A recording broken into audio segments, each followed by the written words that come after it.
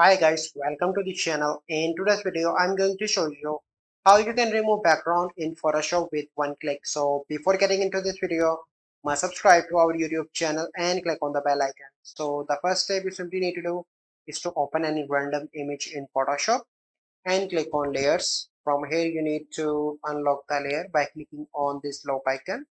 And after that, you need to go on to the properties.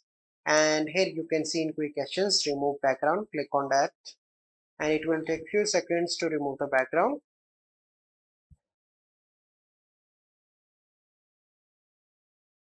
So here you can see that background is removed, but you can see an extra part.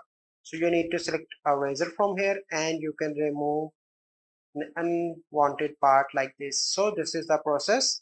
I hope you find this video helpful. If you find this video helpful, must like this video, subscribe to our YouTube channel for future videos.